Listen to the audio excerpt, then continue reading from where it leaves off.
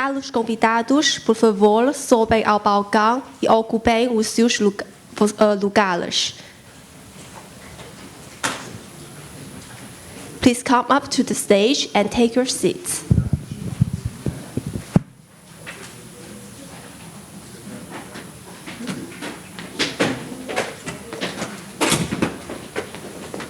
You represent the sponsor. Yes. Without your money, there is no conference.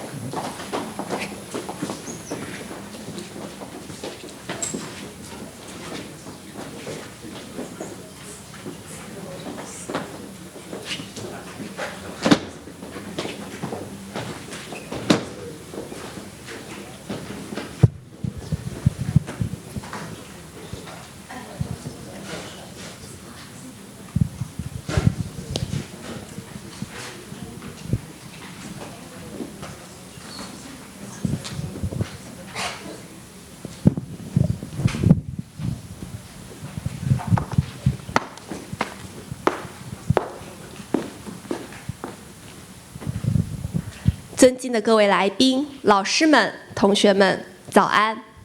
欢迎各位莅临第15届全球化背景下之澳门法律改革国际研讨会——澳门刑法典与刑事诉讼法典研究。Caros convidados, senhoras e senhores, bem-vindos à 15ª Conferência Internacional sobre as Reformas Jurídicas de Macau no Contexto Global. Estudos sobre o Código Penal e o Código de Processo Penal de Macau. Distinguished guests, ladies and gentlemen, dear friends, good morning, and a very warm welcome to the 15th International Conference on Legal Reforms of Macau in the Global Context, Studies on the Penal Code and the Code of Criminal Procedure of Macau. 首先，请允许我为大家介绍各位主礼嘉宾。Antes de mais, permitam-me apresentar-lhes os convidados principais. First of all, please let me introduce you our principal guests. 马许愿，澳门大学副校长，全球事务 Rui Martins, Vice-Reitor Assuntos Globais, Universidade de Macau. Rui Martins, Vice-Rector, Global Affairs, University of Macau. João Nuno Galvão da Silva, 科英布拉大学副校长，对外关系与校友事务 João Nuno Galvão da Silva, Vice-Reitor Relações Externas e Alumni, Universidade de Coimbra. João Nuno Galvão da Silva, Vice-Rector External Relations and Alumni, University of Macau. Coimbra. 关乐怡基金会主席 Rui Cunha,Presidente da Fundação Rui Cunha. Rui Cunha, President of the Rui Cunha Foundation. 冯子然，澳娱综合度假股份有限公司法律顾问 Candy Fong, Consultora Jurídica de SJM Resort SA Advogada. Candy Fong, Legal Counsel of SJM Resorts SA Attorney. 唐小晴，澳门大学法学院院长。唐余晴 ，Diretor da Faculdade de Direito, Universidade de Macau. 唐余晴 ，Dean, Faculty of Law, University of Macau. 尹思哲，澳门大学法学院法律研究中心主任。Manuel Teligo, Diretor do Centro de Estudos Jurídicos, Faculdade de Direito, Universidade de Macau.Manuel Teligo, Director of the Center of Legal Studies, Faculty of Law, University of Macau. 蒋一蛙，澳门大学法学院法律研究中心副主任。蒋一蛙 ，Subdiretora do Centro de Estudos Jurídicos, Faculdade de Direito, Universidade de Macau. 蒋一蛙 ，Deputy Director of the Center of Legal Studies, Faculty of Law, University of Macau.为了欢迎大家来参加是次极具意义的活动，我们现在有请关乐怡博士致欢迎词。Convidamos desde já o Dr. Rui Cunha para fazer discurso de boas-vindas. To welcome all of you to this meaningful occasion, let us first invite Mr. Rui Cunha to give a welcome speech. Muito obrigado. Eu irei dizer umas breves palavras e o professor João Nuno também, e depois passaremos a palavra ao Dr. Rui Cunha. Muito bom dia.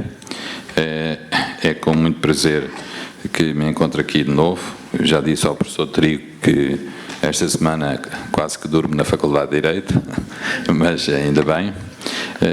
Estamos então aqui para abrir uma conferência, a 15ª Conferência Internacional sobre as Reformas Jurídicas de Macau no contexto global, com estudos sobre o Código Penal e o Código de Processo Penal de Macau.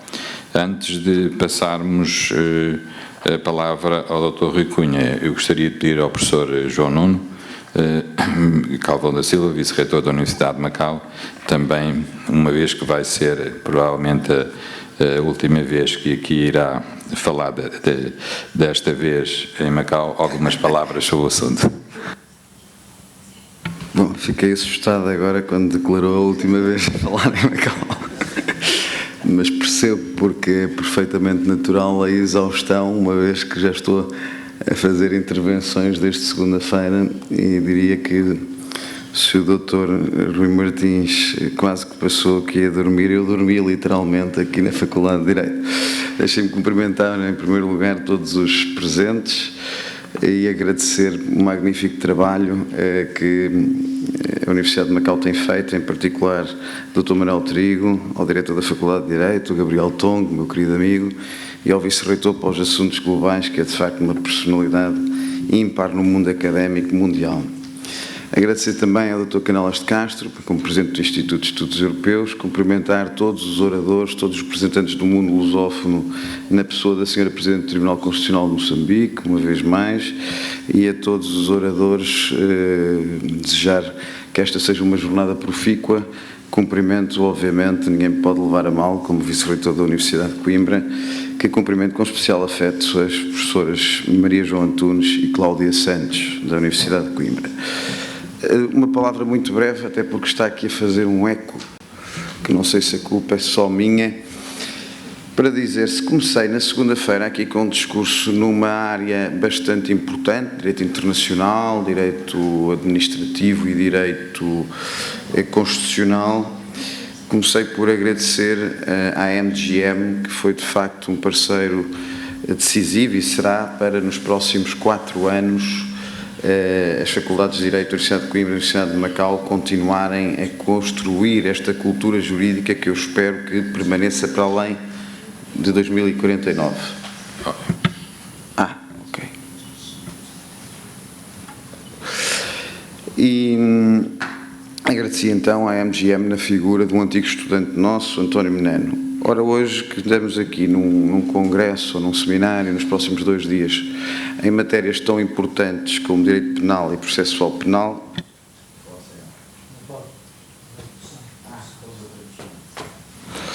Então falo com eles, espera aí.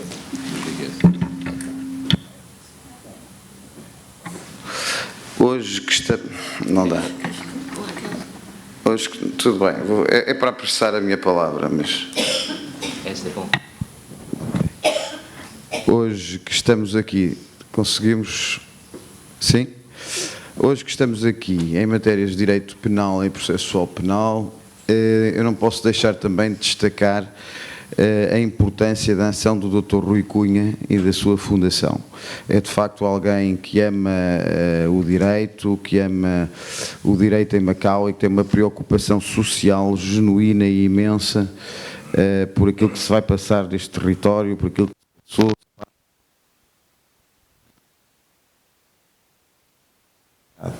E que não esquecemos. De comum, em relação a estas conferências de segunda e terça e agora de quinta e sexta, e um bocadinho em resposta àquilo que tive quando fui instado pela TDM a pronunciar-me sobre o cumprimento do Estado de Direito em Macau, atendendo aos últimos desenvolvimentos, eu mais uma vez queria aqui dar uma nota positiva. Não sei se é apenas o meu defeito de ver o copo meio cheio, mas na verdade eu acabei por afirmar sempre que não há cumprimento perfeito do Estado de Direito em nenhum lugar, nem em nenhum tempo do mundo, mas a prova maior de que há aqui um quadro de direitos, liberdades e garantias, um respeito da matriz de direito português que aqui foi deixada, é que depois de termos falado livremente em matérias tão importantes, nevrálgicas, da relação do indivíduo com o Estado, na segunda e na terça, voltamos aqui a ter um domínio que toca no essencial do princípio da dignidade da pessoa humana, e vêm professoras como a Leonor, que já cá viveu, que já cá estou, vêm grandes professoras de Coimbra como a Cláudia Santos e como a Maria João Antunes, vêm professores do Brasil, de Angola, de Moçambique, e ninguém as condicionou no exercício da liberdade académica. Isto é uma nota positiva e eu julgo que o trabalho que aqui estamos a construir vai servir para, além de 2049, esta cultura jurídica ficar bem sedimentada. E não há, permitam que a matéria de penal e de processo penal, melhor homenagem que se possa fazer à memória do professor Figueiredo Dias, que tanto moldou e ajudou a moldar esta matriz de direito que eu falava. Bem-ajam a todos, viva Macau, viva Coimbra, viva a Universidade de Coimbra e viva a Universidade de Macau. Obrigado. Muito obrigado. Então, eu passaria já a palavra ao Dr. Rui Cunha, que é o decano, acho que não me engano, dos juristas aqui em Macau, e agradecer-lhe também a sua presença aqui hoje e igualmente agradecer, temos que enaltecer isso, à SJM, que é outra das operadoras aqui de Macau e que é também patrocinadora desta conferência. Portanto, temos as concessionárias a colaborar com a nossa universidade nesta área do direito, que é muito importante. Na segunda-feira, como foi referido, foi a MGM e agora é a SJM. Portanto, Dr. Rui Cunha, faz favor. Muito obrigado. Bom dia a todos. Excelentíssimo Senhor Professor Rui Martins, ilustre Vice-Reitor da Universidade de Macau, a quem, com muita estima e consideração, quero endereçar as felicitações pela recente condecoração e que representa bem o empenho que Portugal e os portugueses têm no sentido de se manter um direito que vigora em Macau desde há muitos anos e que se pretende que continue a gerir esta sociedade tão bem como tem sido no passado. Bem-aja, professor Rui Martins, pelo bom trabalho e pelo exemplo que representa das pessoas aqui em Macau a colaborar com... Professor João Nuno Calvão da Silva, digníssimo vice-reitor da Universidade de Coimbra, uma palavra também de apreço pelo muito que tem feito ao longo destes anos de criar os laços e permitir que a Universidade de Macau e Macau em si continue ligada a um sistema legal que vigorou durante 400 anos e que se pretende que se continue, que é as bases de uma sociedade pacífica, de uma sociedade que gere com muito cuidado aquilo que é necessário para o bem-estar dos cidadãos. Doutora Candy Fong, representada patrocinadora desta conferência, a SJM Resort S.A., o agradecimento pelo patrocínio e que permite organizar essas sessões de debate e, acima de tudo, um pouco uma pausa nas nossas atividades diárias e que dá lugar a que pensemos como o direito pode ser sempre atual e dinâmico. O professor Manuel Trigo, diretor do Centro de Estudos Jurídicos da Faculdade de Direito da Universidade de Macau. Uma palavra, porque desde há anos me habituei a que, aproximando-se o mês de outubro, nós teríamos sempre a oportunidade de colaborar e mérito das iniciativas que têm tido e, em especial, da organização dessas conferências, um palco onde as pessoas, os ilustres professores convidados e todas as pessoas têm a oportunidade de pensar direito, que é muito importante refletir, estudar e criar um direito que seja o adequado para a sociedade de Macau. Ilustres professores, oradores desta sessão, caros colegas e convidados, senhoras e senhores, e uma palavra aos jovens estudantes, futuros aplicadores do direito. É com um profundo sentido de honra e de grande expectativa que me dirijo a todos nesta abertura da Conferência de Direito Penal e Processo Penal aqui na prestigiada Universidade de Macau.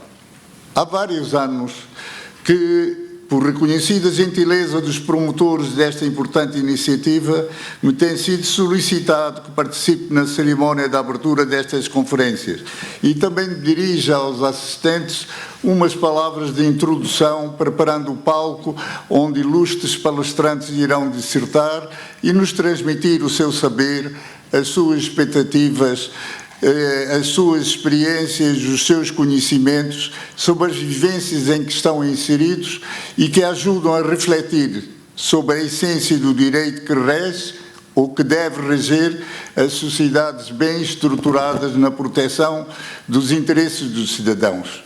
Daí que gostaria de dirigir os meus mais sinceros agradecimentos aos organizadores por terem tornado este evento possível.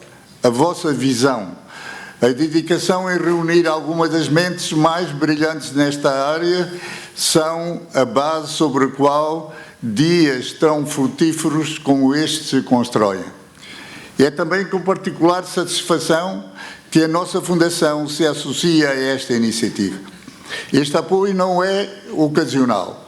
Desde a sua instituição que patrocinamos eventos desta natureza, precisamente porque corresponde a um dos nossos principais objetivos, que é o de refletir, estudar e contribuir para um melhor sistema legal em Macau, em especial para o seu sistema judicial, num momento crítico e de transcendente importância para uma integração gradual e suave na pátria para onde regressou e, por si só, já possuidora de um sistema legal próprio e algo diferente. E é exatamente sobre contribuir que gostaria de falar hoje.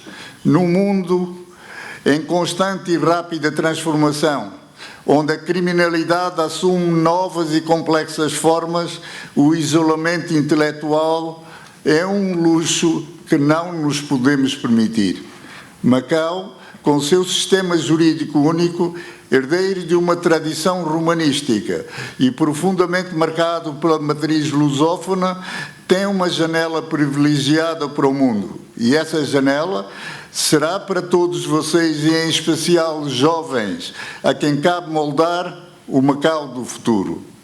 A presença de ilustres professores e especialistas de Portugal e dos países da língua portuguesa, nações que partilham conosco não apenas uma história, mas um património jurídico similar, é de um valor inestimável. Esta semelhança nas bases do nosso corpus juris transforma o nosso diálogo de um mero intercâmbio de ideias numa verdadeira consulta entre partes. A utilidade para Macau é ouvir as experiências e soluções adotadas noutras geografias é imensa. Quando um tribunal no Brasil, um legislador em Angola ou um académico em Portugal enfrenta um desafio, seja em matéria de criminalidade digital, de garantias processuais, de reinserção social ou de eficiência da justiça, as soluções que encontram são laboratórios vivos para todos nós. Ao conhecermos estas experiências, não estamos simplesmente a acumular conhecimento, e estaremos antes a fazer mais do que isso. Em primeiro lugar, antecipar consequências.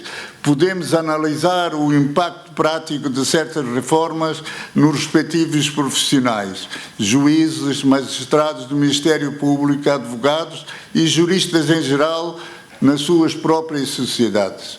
O que funcionou? O que falhou? Que ajustes são necessários? São elementos essenciais que ajudam a nós percebermos e adaptarmos para Macau aquilo que é mais próprio. Segundo, serve também para acelerar o nosso progresso. A partilha das melhores práticas permite-nos evitar erros já cometidos noutros lugares e adotar soluções já testadas e aperfeiçoadas, poupando tempo e recursos preciosos. Em terceiro lugar, enriquece a nossa própria doutrina e jurisprudência, a doutrina elaborada noutras jurisdições, bem como as decisões dos tribunais dos países irmãos, servem como uma doutrina viva e atualizada, oferecendo-nos perspectivas diversificadas para a interpretação das nossas próprias leis. E, por último, os resultados positivos que podem ser adotados noutros lugares são o fruto mais tangível deste encontro. Uma nova abordagem probatória em Moçambique pode inspirar uma reforma processual em Macau. Um modelo de mediação penal bem-sucedido em Cabo Verde pode encontrar terreno fértil para ser adaptado aqui. Esta é a verdadeira gênese de um sistema jurídico moderno, dinâmico e resiliente. Esta conferência é, portanto, e quanto a nós, muito mais que um fórum académico. É um investimento coletivo no futuro da justiça nos nossos países. É a confirmação de que, embora sejamos jurisdições soberanas e independentes, a nossa comunidade jurídica pode permanecer unida pelos laços de uma língua comum e de uma missão partilhada, a de fazer evoluir a justiça para melhor servir o cidadão, qualquer que seja o local onde esteja radicado. Que os trabalhos de hoje e que hoje se iniciam sejam profícuos, que o debate seja aberto e fraterno, que as ideias aqui germinadas possam florescer em contributos positivos para os nossos sistemas legais e, em última análise, para as nossas sociedades e para o bem-estar de todos os cidadãos. A todos os participantes fica o nosso reconhecimento e profundo agradecimento por partilharem os vossos conhecimentos. Aos organizadores, mais uma vez, as nossas felicitações e bem-ajam pelo valioso contributo que oferecem a Macau. Tenho a certeza que sairemos todos daqui mais ricos em conhecimento e novas perspectivas. Muito obrigado e bons trabalhos.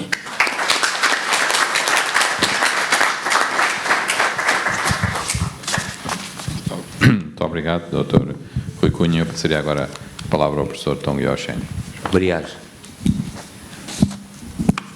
尊敬嘅馬許元副校長，尊敬嘅布拉大學 Jean Nuno Galvão da Silva 副校長，尊敬嘅官樂儀主席，尊敬嘅馮子賢法律顧問，各位專家、各位來賓、女士們、先生們，金秋10月，我哋相聚喺美麗嘅澳門大學，共同見證第15屆全球化背景下澳門法律改革國際研討會。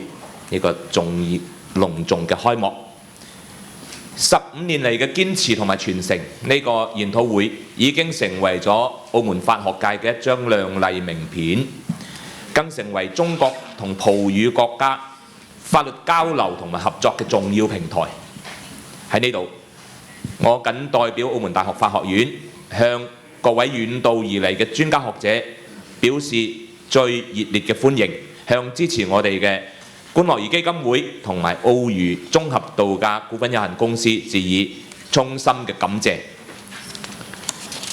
15年嘅學術耕耘，見證咗澳門法律改革嘅歷程，亦都記錄咗全球化浪潮中法律制度嘅變遷同埋創新。從最初嘅探索到今日嘅成熟，呢個研討會始終秉持着開放、包容、創新嘅精神。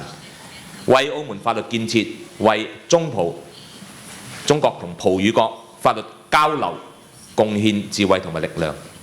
尤其是今日喺澳門政府大刀闊斧推行又一輪公共行政改革嘅背景下，社會對法律改革嘅呼聲亦都日益提高。只要社會向前，行政改革同埋法律改革都永遠在路上。今屆研討會，我哋聚焦刑法典同埋刑事訴訟法典，呢個係一個又傳統又現代嘅課題。刑法作為保障社會秩序、維護公民權益嘅最後一道防線，喺全球化、數字化嘅今天，正面臨着前所未有嘅挑戰。網絡犯罪、跨境數據流動、加密貨幣、人工智能、深度偽造等等，呢一啲新興現象不斷衝擊住傳統刑法理論嘅邊界，考驗着立法者同埋司法機關嘅智慧。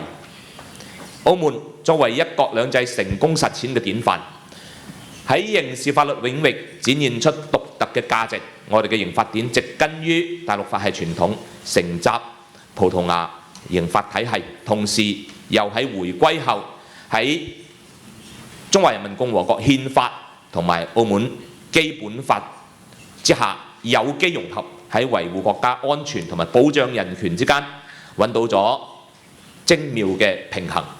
澳門刑法、澳門刑事訴訟法喺保障正當程序、維護司法公正方面，喺實踐上亦都為世界提供咗一個非常有特點嘅樣本。更重要嘅係，澳門作為粵港澳大灣區嘅一員，作為中國同葡語國家商貿合作嘅服務平台，喺刑事法律領域同埋區際協作同埋國際合作中扮演住重要嘅角色。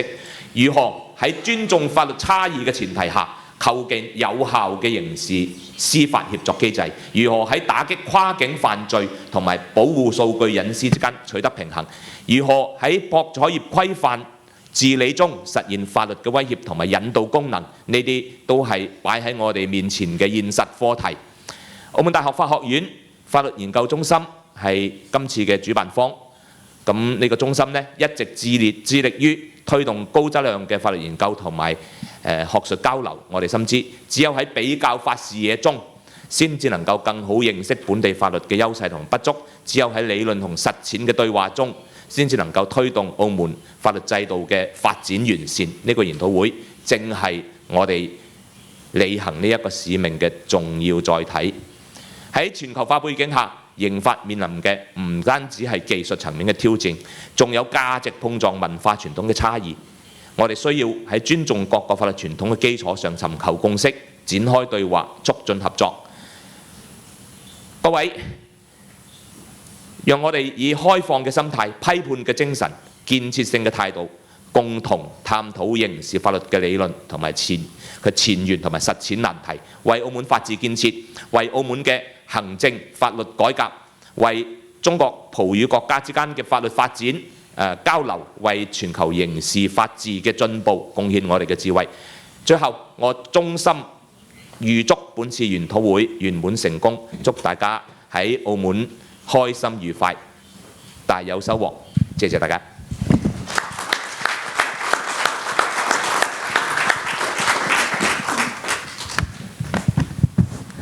謝謝唐院長 ，Obrigada Professor Tong，Thank you Professor Tong。現在有請台上就座的各位嘉賓一起合影留念。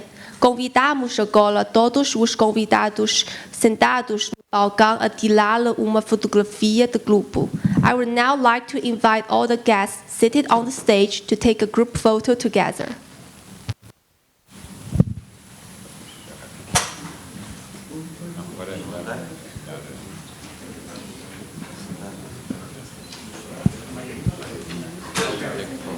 Here.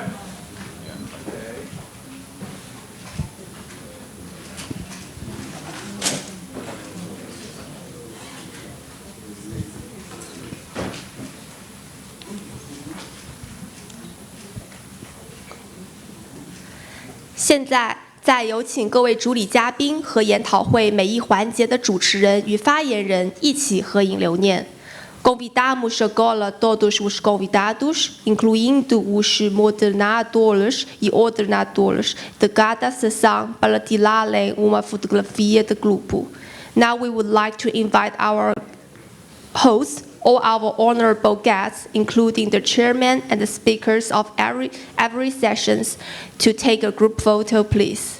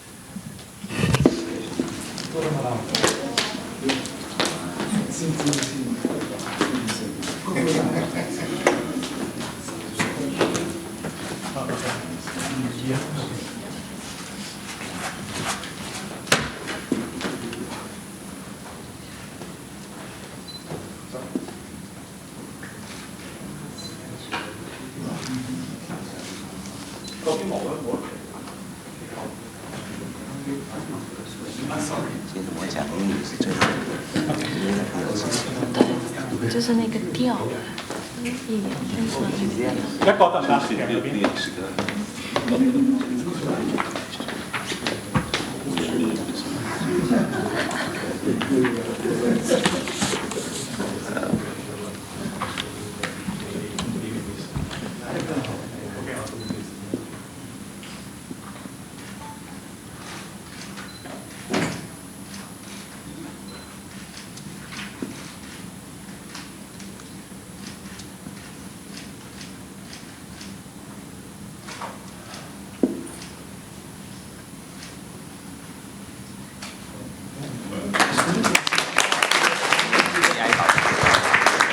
感谢各位嘉宾出席今日的开幕仪式，请大家先到台下就坐。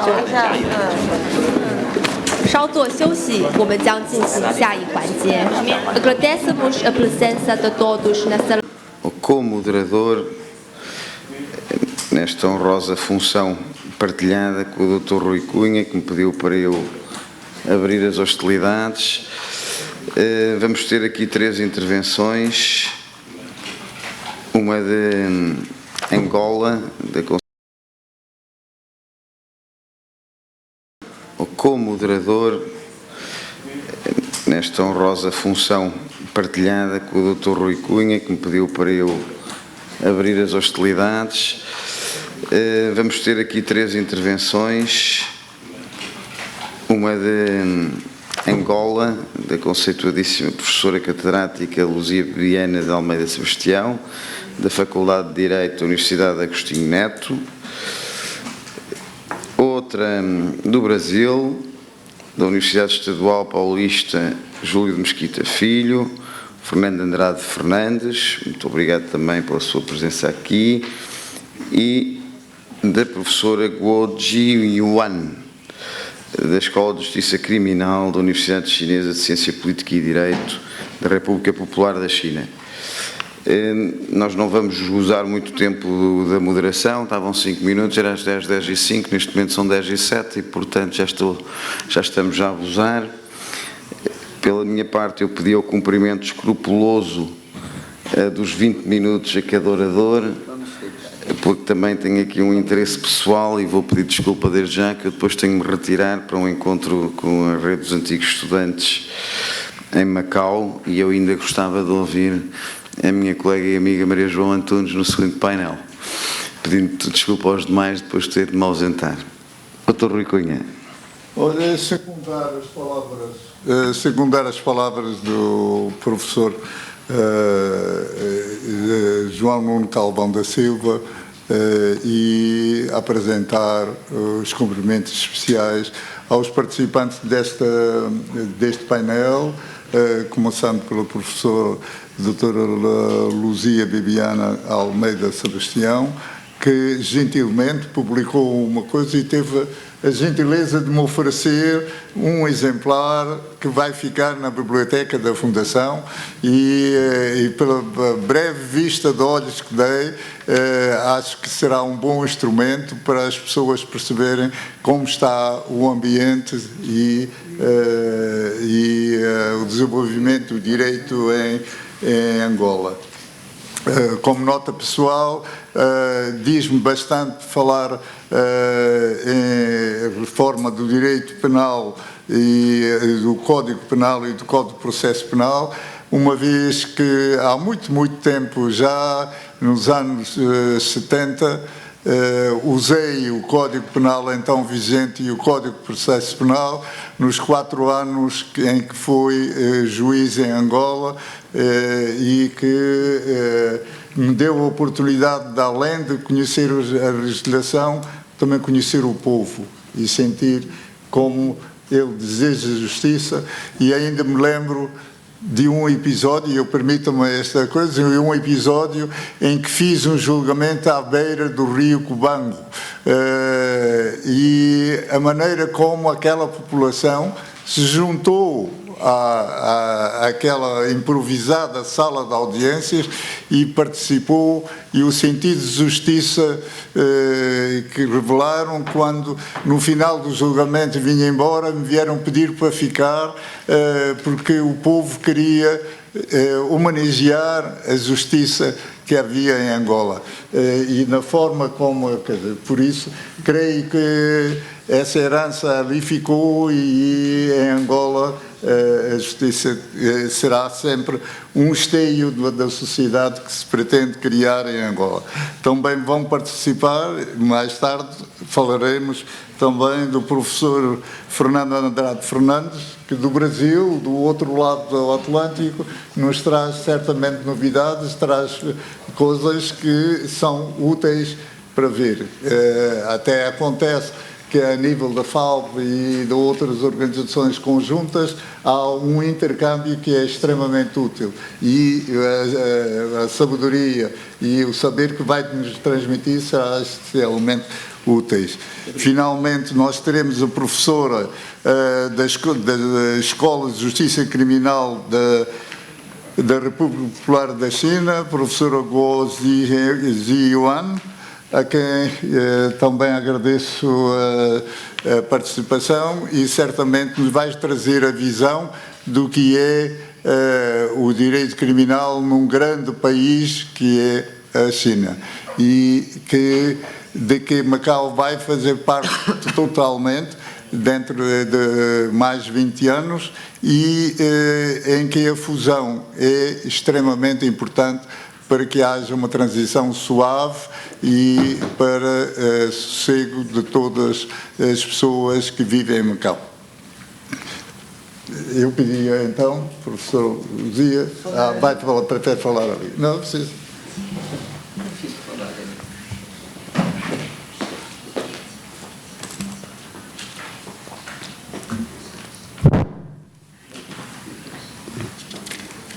Muito obrigada à mesa, excelências, minhas senhoras e meus senhores.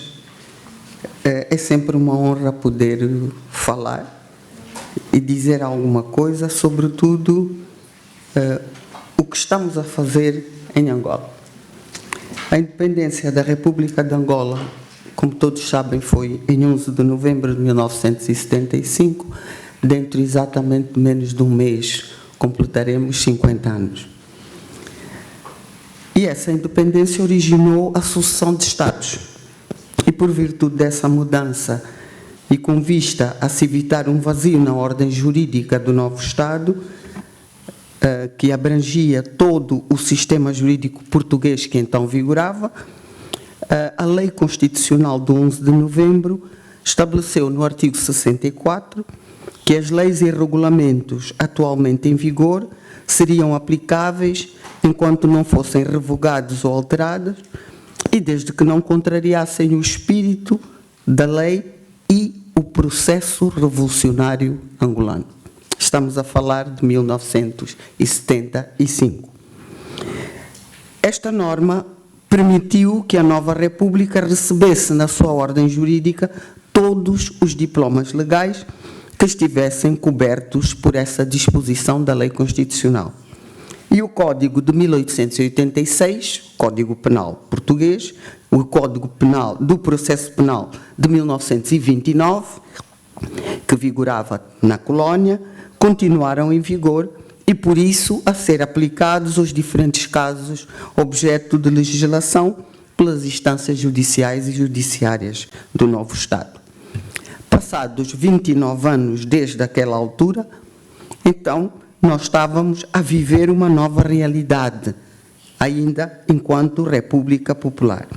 A construção democrática que se iniciou em 1991, com a aprovação pela então Assembleia do Povo da Lei 1291 de 6 de maio e respectiva entrada em vigor, representou uma, como dizia aqui presente o professor Raul Araújo e o professor Rui Ferreira, uma ruptura legal com o passado.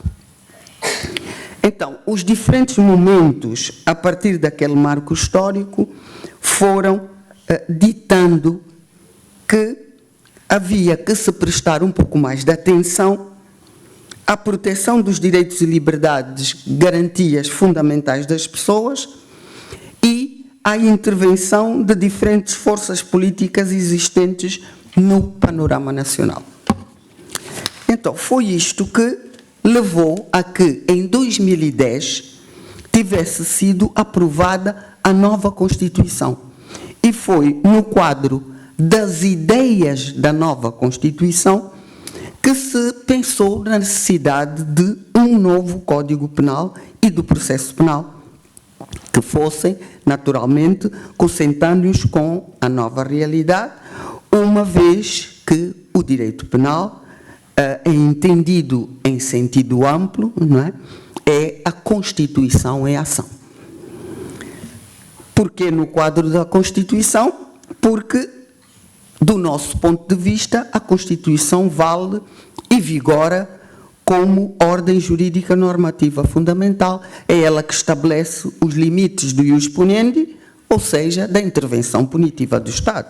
E falo quando, na sua ordem axiológica, elege os bens do sistema social à categoria de bens jurídicos dignos de tutela.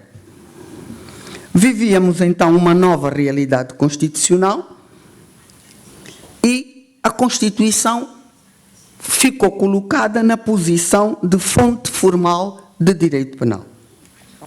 Estava em construção um Estado de direito democrático, um Estado em que o direito interno como o direito internacional constituíam os limites e onde o poder político estadual, o poder democrático, era legitimado pelo povo que residia no território do Estado, construía-se aí um Estado constitucional e dele constavam as principais opções, tanto como organização sobre os valores fundamentais dominantes da sociedade, por isso que o Estatuto Fundamental da Ordem Jurídica Geral e das Relações Sociais, em geral, estava contido na Constituição.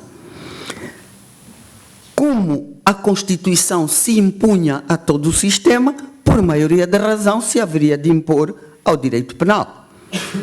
E então, neste quadro, falar da Constituição, queríamos referir-nos, sobretudo, à Constituição material, ou seja, aquele conjunto de valores, princípios, direitos que informam a ordem jurídica, quer do ponto de vista da Constituição, ainda que não fossem positivados no texto constitucional. Portanto, a legitimidade impositiva da Constituição derivava naturalmente da sua identificação com as opções fundamentais e mais consensuais da comunidade.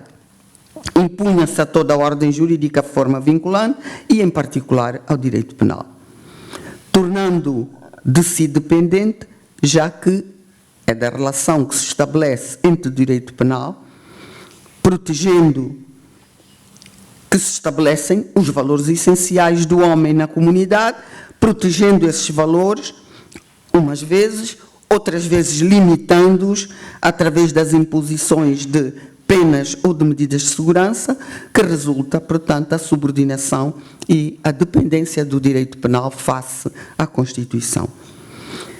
Ele é influenciado pela organização da Constituição, desde a concepção do Estado, com realce para a separação de poderes, os direitos fundamentais, direitos, liberdades e garantias das pessoas, direitos de participação política, direitos e deveres económicos e sociais, culturais, até mesmo a organização económica. Estamos a tratar de um direito penal, sempre em sentido amplo, e interessa-nos, contudo, trazer os princípios que influenciaram.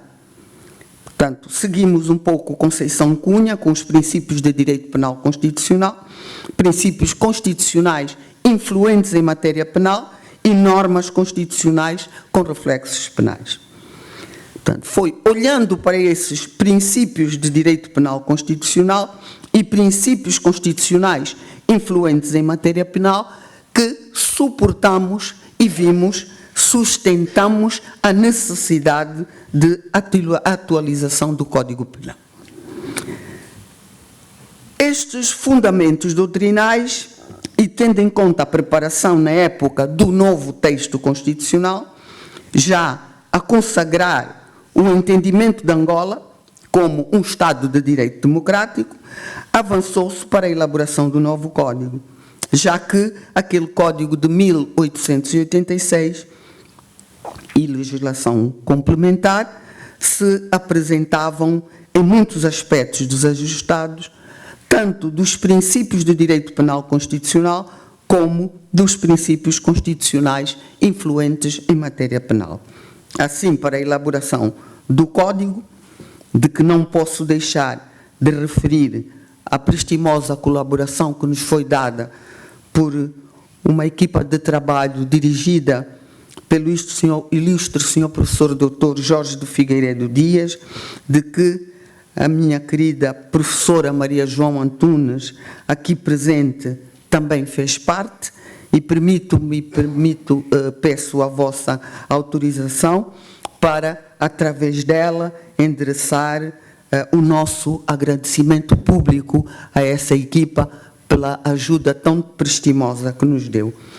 Dizia então que avançamos com as linhas de força que sustentaram a elaboração do Código Penal da República de Angola, que acabou por ser aprovado apenas em 2020 e entrado em vigor em 2021. Portanto, trabalhamos desde 2007 até 2021. E deste texto interessa referir os princípios de direito penal constitucional. O princípio da legalidade da intervenção penal, nulo crime, nulla pena sine lege, o princípio da culpa, o princípio da preferência pelas sanções criminais não detentivas face às detentivas, o princípio da socialidade. Consagramos o princípio da legalidade por forma a abranger os seus corolários, tanto em relação às penas como às medidas de segurança. Resolver-se a questão do lugar do delito, dando-se preferência à doutrina da ubiquidade, combinando as doutrinas da atividade e a do evento. Expressamente equiparou-se a omissão à ação. Consagrou-se claramente a doutrina da causalidade adequada como cláusula geral. Para as pessoas singulares, consagrou-se a responsabilidade subjetiva, tendo-se afastado claramente qualquer ideia de responsabilidade objetiva em matéria penal. Ofereceu-se um tratamento unitário para a tentativa, tendo-se acabado com a frustração enquanto categoria dogmática autónoma. De particular realce, consagrou-se a responsabilidade penal das pessoas coletivas e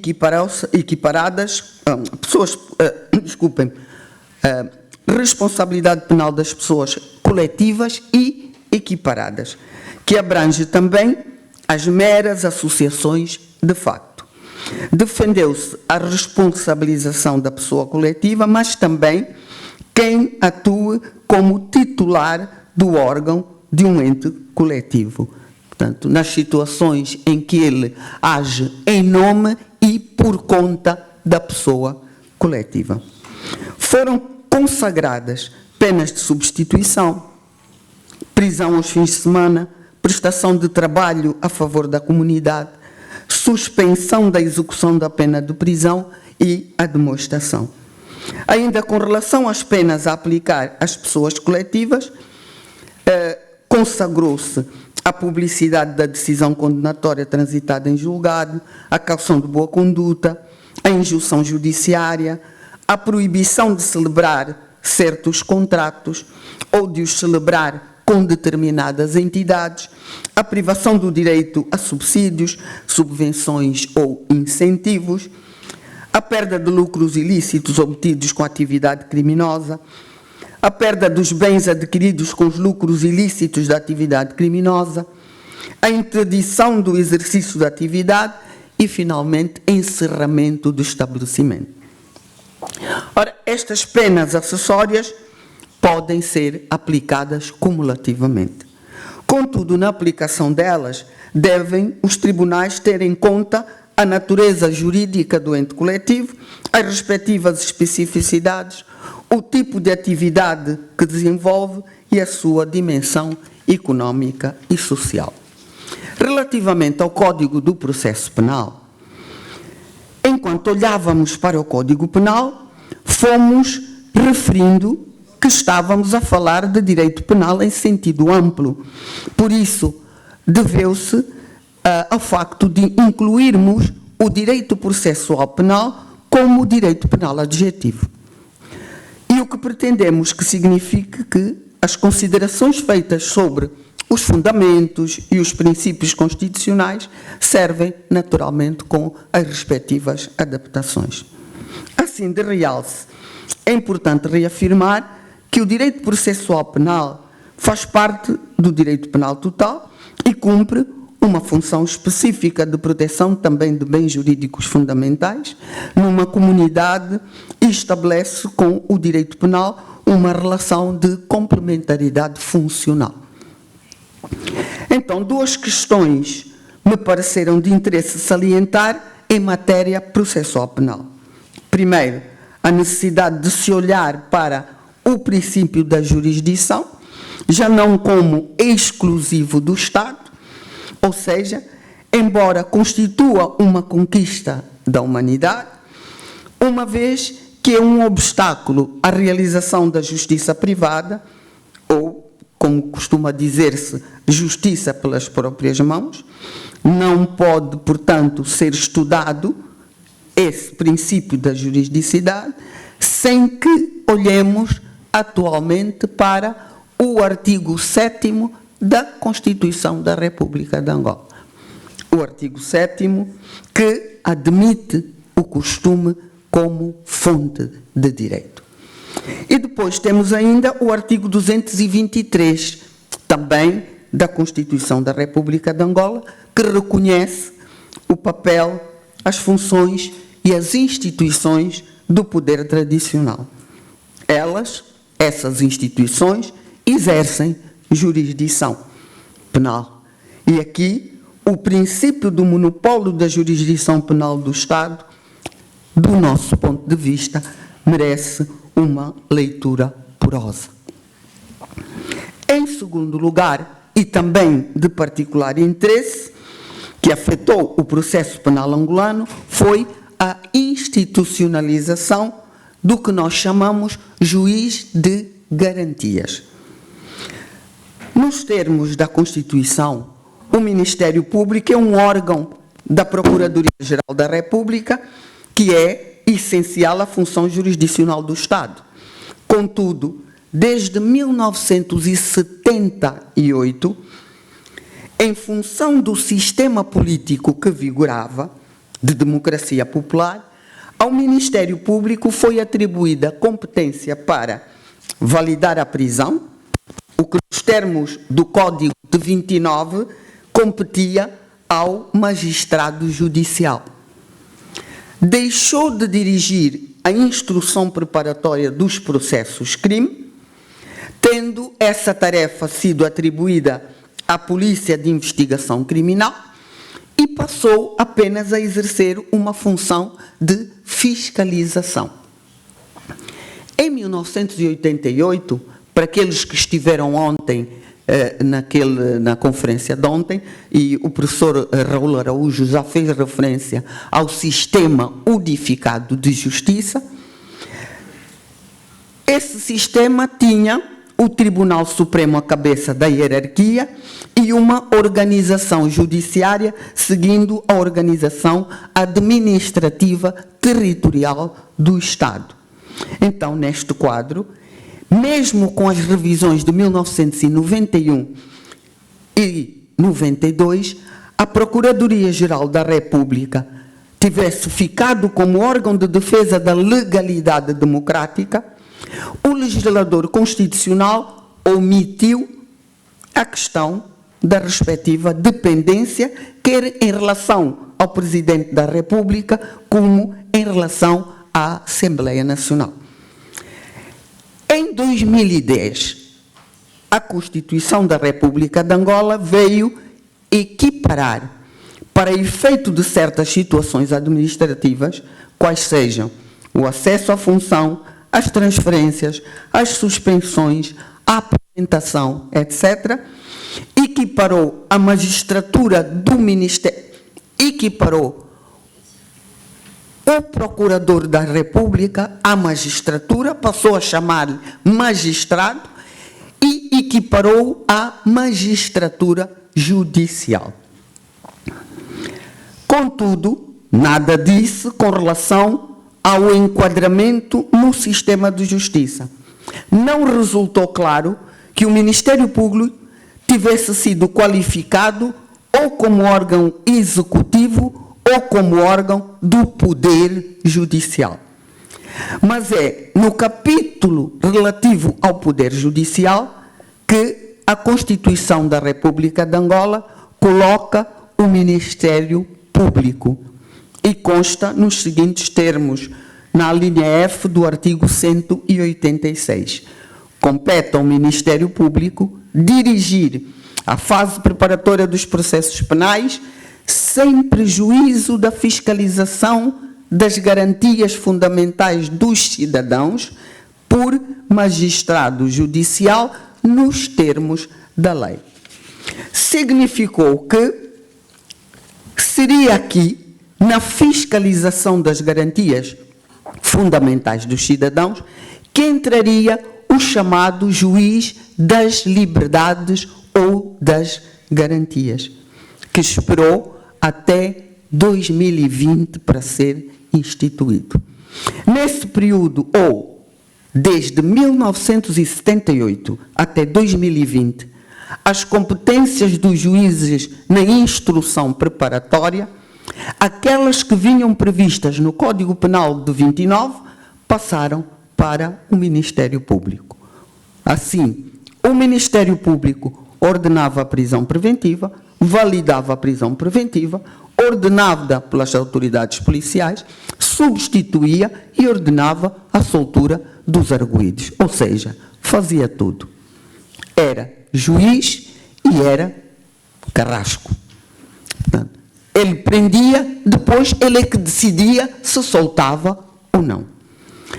A nova matriz constitucional, que passou a vigorar com a Constituição da República de Angola de 2010, o legislador estabeleceu uma divisão funcional clara e equilibrada dos poderes do Ministério Público e do juiz, ou seja, ao Ministério Público atribuiu a função de dirigir a instrução preparatória do processo e ao magistrado judicial, no exercício da sua função jurisdicional, a tarefa não só de defender os direitos nas fases subsequentes, mas também de assegurar as liberdades dos cidadãos na fase preparatória do processo.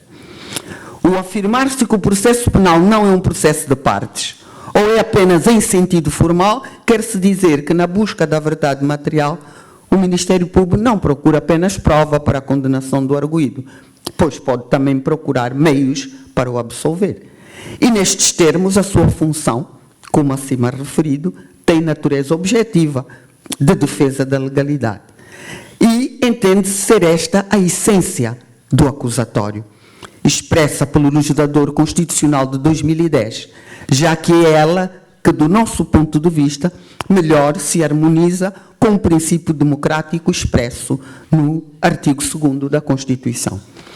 Pelas razões expostas, considera-se que o legislador das medidas cautelares em processo penal da Lei 2515, ao atribuir ao Ministério Público poderes para proceder ao primeiro interrogatório do arguido detido, validar as detenções e aplicar aos detidos medidas restritivas de direitos, contraria os princípios da divisão tripartida de poderes, onde se inclui a específica divisão entre a função do Ministério Público no processo penal e a do juiz, magistrado judicial, bem como o princípio da jurisdição, nos termos definidos no número 2 do artigo 174 da Constituição.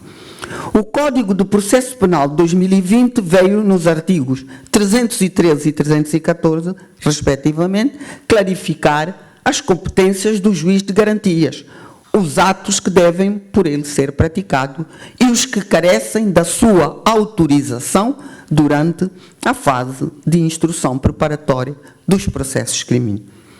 Por aqui, e esta é a grande inovação do Código Penal de 2020, o legislador constitucional pretendeu consagrar no ordenamento jurídico angolano uma entidade que pudesse garantir as liberdades ou assegurar as garantias constitucionais dos cidadãos. É a entidade com essa natureza que, na dogmática processual penal angolana, se atribui o nome de juiz das liberdades ou das garantias. O sistema jurídico processual angolano não tem um juiz de instrução, tem sim um juiz que acompanha o respeito pelos direitos e garantias fundamentais dos arguidos. Muito obrigada e espero ter respeitado o tempo.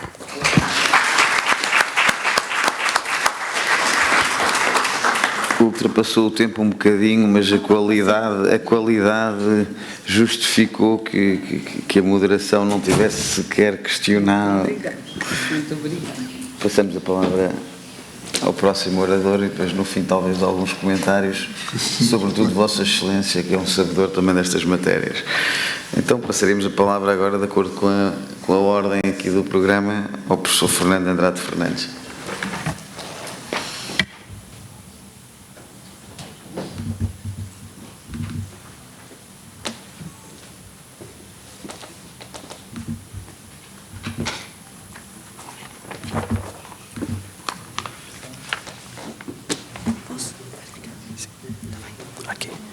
Aqui?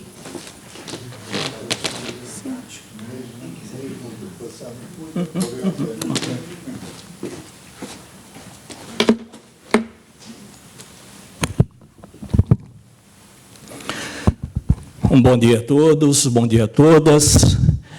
Senhor professor Rui Cunha, saúdo na pessoa do senhor professor todos que compõem essa ilustre mesa que tenho a honra de participar. Já não está entre nós o senhor professor Rui Martins, mas eu saúdo o professor Rui Martins e, na pessoa dele, saúdo toda a Universidade de Macau, especialmente saudando aqueles que prepararam essa conferência para nós estarmos aqui, de modo muito particular, o empenho, a dedicação e a atenção do professor Manuel Trigo, comigo, que nos permitiram estar aqui discutindo temas absolutamente relevantes. Gostaria também de saudar o professor João Nuno Galvão Silva, na condição de vice-reitor da Universidade de Coimbra, com o fato que, para mim, é um grande orgulho, uma grande honra, de ter sido o primeiro estrangeiro a doutorar-me na Universidade de Coimbra, na Faculdade de Direito. Então, minhas saudações a todas e todos. E também não poderia deixar de mencionar que esta conferência que pretendo vos dirigir é uma viva homenagem exatamente ao senhor professor Dr. Figueiredo Dias, à época meu orientador, e falar em reformas penais e processuais penais, especialmente em Macau, não se pode esquecer o nome do senhor professor Jorge Figueiredo Dias. Então, minha homenagem ao senhor professor. O que pretendo falar com todos hoje, na verdade, penso ser a primeira pergunta que deve se fazer qualquer legislador do nosso âmbito cultural jurídico, principalmente nos tempos atuais, que é a seguinte: qual o modelo de legislação penal devemos adotar nos nossos ordenamentos jurídicos? E por que dessa pergunta? Essa pergunta surge por uma realidade muito própria que começou a surgir, todos nós aqui sabemos bem, em finais do século passado, década de 90, década de 80, de 90, quando começaram a surgir novos interesses e novos valores a serem protegidos, que ainda não estavam contemplados nos nossos códigos penais, e nós, então, optamos por fazer a legislação, a regulação desses interesses a partir de um modelo de legislação que alguns chamam de legislação setorial, legislação especial, legislação extravagante, ou seja, matérias que se colocam fora do próprio Código Penal, fora da sistemática do Código Penal. É sobre essa realidade, então, que eu gostaria de refletir com todos aqui hoje, sobre a pertinência ou não deste modelo de escolha de um código centralizado ou de uma legislação esparsa ou legislação setorial, como eu prefiro chamar. Portanto, o nosso objetivo central é exatamente analisar a compatibilidade do modelo de codificação centralizada e a realidade das infrações contemporâneas. Ou seja, podemos continuar insistindo, frente às manifestações da realidade da criminalidade contemporânea, na ideia da centralização de código ou não. E, de modo muito específico, analisar se o conteúdo que envolve essas infrações contemporâneas é compatível, nós podemos compatibilizá-lo com o modelo de código centralizado. Então, a questão-chave de que me parto é: o modelo de codificação centralizada ainda faz sentido na sociedade contemporânea? E, para responder essa pergunta, eu parto de um pressuposto que todos nós sabemos, mas principalmente os alunos que estão aqui entre nós, penso ser importante recordar isso com muita força, com muita ênfase, que o direito criminal e a sociedade se relacionam num processo de mão dupla. Assim como se espera que as normas jurídico-criminais incidam e influenciem a sociedade, também a sociedade projeta influências diretas em relação ao próprio Código Penal, às normas jurídico-criminais.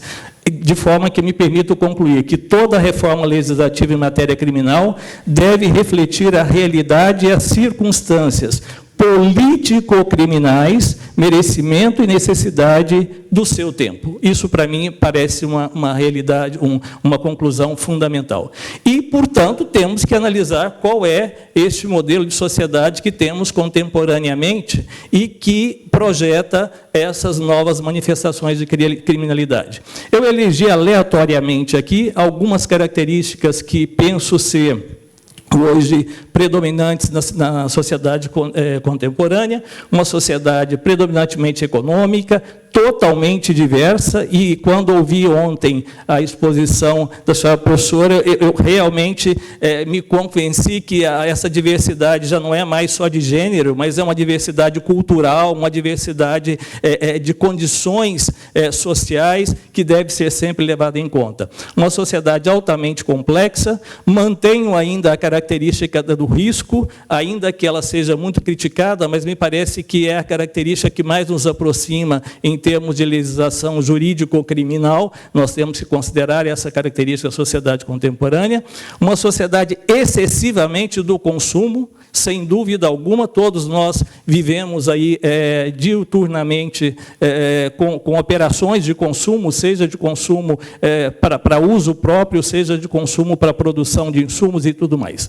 E uma sociedade exasperadamente técnica. Assim sendo, diante dessa sociedade assim configurada, quais são as questões-problema que eu proponho? O modelo de código centralizado e o conteúdo das codificações herdadas do período anterior são compatíveis com o novo mundo?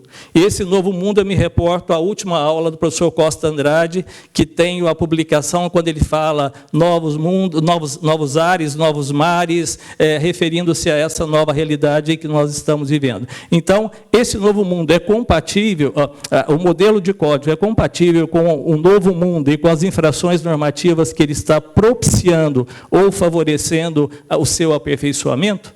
Da mesma forma, como garantir coerência sistêmica e comum orientação político-criminal entre o Código centralizado e as múltiplas leis setoriais, evitando fragmentação do direito e instrumentalização da política, pela política do direito criminal? E aí, obviamente, nós temos que analisar quais são as vantagens e desvantagens de cada um desses dois modelos, né? O modelo setorial e o modelo da legislação codificada. Como está no slide, nós temos várias vantagens em relação à legislação, ao modelo de legislação codificada, não vou passar por todas essas vantagens. Temos vários aspectos negativos que impõem a necessidade de uma flexibilização em relação a essa realidade, essa legislação codificada, e da mesma forma, do outro lado, nós temos vários aspectos que impulsionam o modelo de legislação setorial e também aspectos negativos. Porém, eu vou destacar apenas um deles que para mim é fundamental e que deveria nortear toda a nossa orientação e análise dos legisladores, que é: o modelo de legislação codificada nos permite uma melhor orientação político-criminal. Quando eu tenho um código centralizado, ele me permite ter uma estrutura que conduza melhor a orientação político-criminal do Estado naquele momento e, portanto, facilitando não só a vida daqueles que estão a operar com direito criminal, mas principalmente dos cidadãos que estão cujas normas criminais serão destinadas a eles. E, por outro lado, penso eu que a legislação setorial produz o efeito contrário, produz uma desorientação político-criminal. Não estão vendo ali, por causa da mesa, me perdoem, estão na última posição ali, mas, ao meu sentir, a legislação setorial produz geralmente o resultado inverso, essa desorientação político-criminal. E, frente a isso, quais as alternativas de modelos que nós temos atualmente? Nós temos um primeiro modelo em que se verifica uma convivência da matéria criminal na codificação centralizada, Código Penal, e também uma legislação setorial. Isso ocorre particularmente em realidades como no Brasil, Portugal também, e, como vamos ver, em alguma medida, também em Macau. Ou uma convivência da matéria criminal, dos aspectos de natureza processual penal na legislação setorial.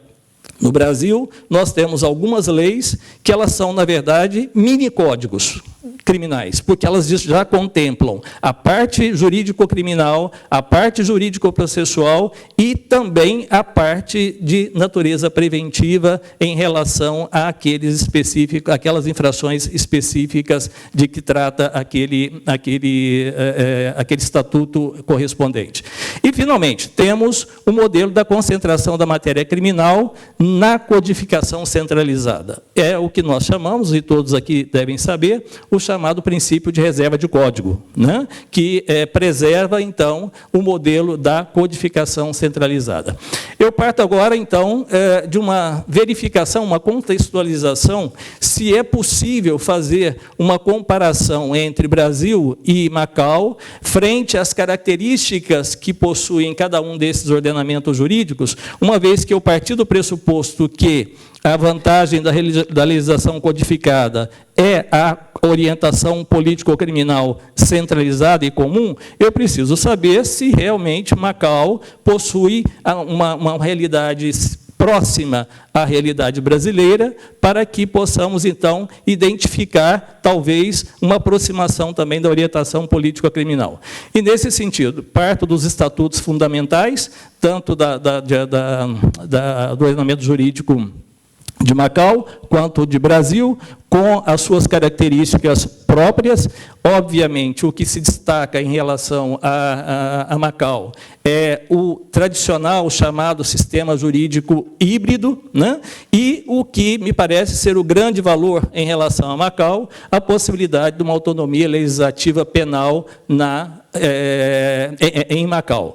Obviamente, isso cada vez mais, segundo informes, não sou expert no assunto, mas segundo textos e relatos, uma autonomia cada vez mais limitada perante a República Popular da China.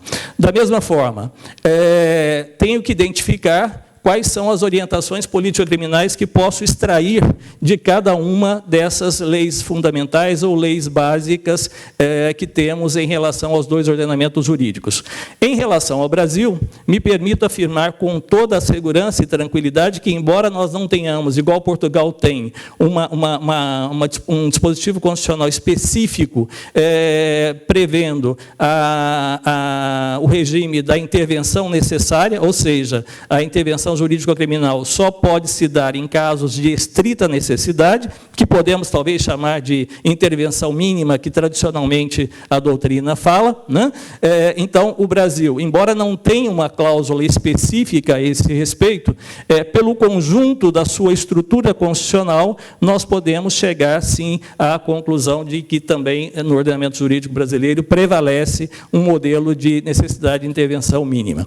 Em relação a Macau, também não sou autorizado e não tenho condições para afirmar qual é essa orientação político-criminal predominante na própria lei fundamental, lei básica, perdão, mas pelo conteúdo visto em relação à lei básica, me permito afirmar que também Macau, dentro da realidade do Estado de Direito, conserva uma orientação político-criminal no mesmo sentido de um regime de necessidade de intervenção, e por isso que pus as reticências ali, porque não estou autorizado mesmo a afirmar isso. Eu me fundamento na estrutura que está na própria Constituição.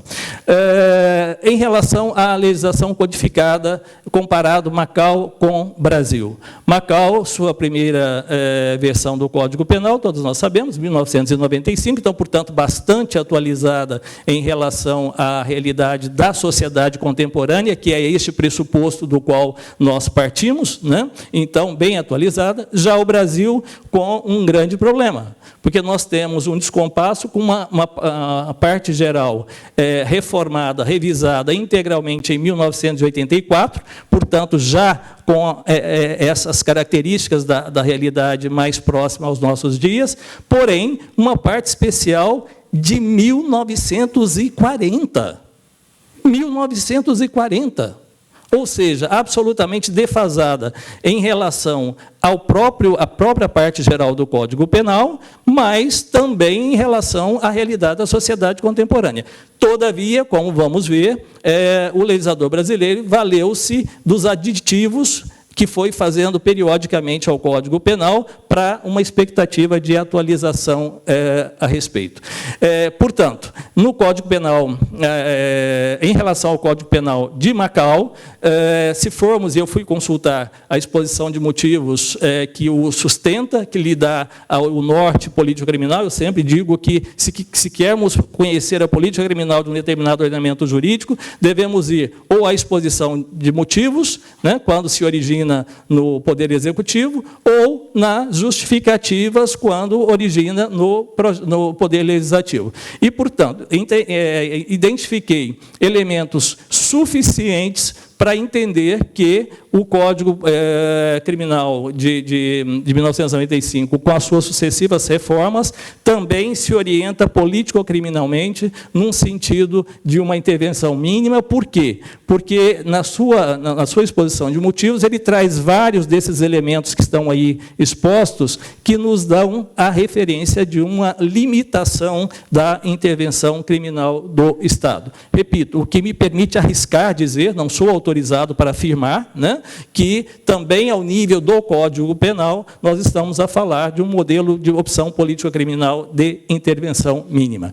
Da mesma forma, o Código Penal brasileiro, principalmente a partir da reforma de 1984, da parte geral, já estavam sendo contempladas essas novas realidades, ou já era objeto de preocupação, essas novas manifestações da criminalidade que se avizinhavam já naquele momento, e, portanto, também ele foi estruturado, principalmente na sua parte geral, com base nessa linha de uma intervenção mínima, embora atraindo já essas novas manifestações da criminalidade. Portanto, chegamos ao nosso ponto central, que é o seguinte: quais são, então, as tendências político-criminais que nós podemos identificar em relação tanto a Macau quanto à realidade brasileira? São várias as matrizes, eu não vou me ater a elas, mas, particularmente em Macau, eu destaco o aumento do rigor penal em matérias sensíveis à soberania e economia e uma expansão protetiva de grupos vulneráveis e novas formas de criminalidade. Expansão de leis penais setoriais frente às novas formas de criminalidade. Então, registrem que eu consegui identificar uma tendência em relação a Macau, a uma opção por uma legislação setorial em relação às novas manifestações de criminalidade. No Brasil, no mesmo sentido, pus até ali hipercriminalização em termos de matéria penal, mas pus ali uma interrogação. Por quê? Porque, na verdade, aqueles que assim qualificam a legislação brasileira, me parece que cometem um equívoco, porque o que está a fazer o Brasil é exatamente contemplar essas novas manifestações do fenômeno criminal, que, portanto, eu não interpreto como sendo uma hipercriminalização, mas sim manifestação de atualizações que o legislador passou a fazer em relação tanto à necessidade da sociedade contemporânea, como também um alinhamento internacional aí com o que se passa no mundo em termos de matérias penais. E, portanto, nos dois contextos, quais os eixos principais que identifiquei nas reformas? Aumento do rigor penal em matérias sensíveis à soberania e economia, expansão protetiva a grupos vulneráveis, surgimento de novas formas de criminalidade e sofisticação das formas anteriores, criminalidade econômica, crimes digitais, informáticos e cibernéticos. No Brasil, a mesma e muito próxima situação.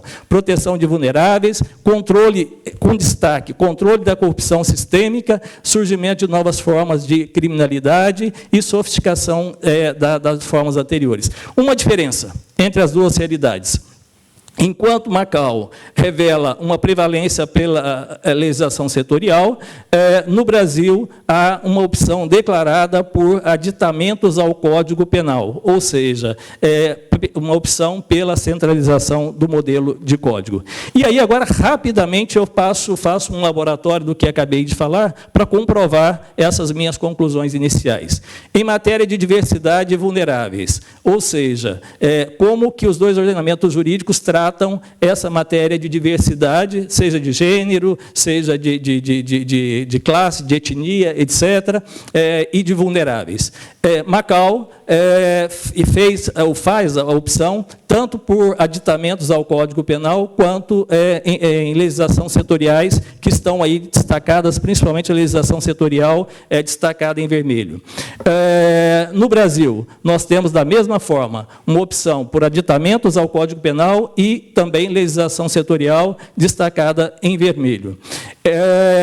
No Brasil, uma característica importante, que no projeto de Código Penal que está em tramitação, toda essa matéria de proteção de diversidade, em matéria de diversidade vulneráveis, já foi inserido no próprio texto do novo Código Penal, ou seja, confirmando a opção pela centralização de código. Em relação a drogas ilícitas, tanto Macau quanto Brasil, opção por legislação setorial. Porém, mais uma vez, no texto do projeto de Código de Lei que está em tramitação no Senado, também a matéria dos crimes relacionados às drogas ilícitas passa a integrar o Código Penal, mais uma vez privilegiando o modelo de código, o modelo centralizado.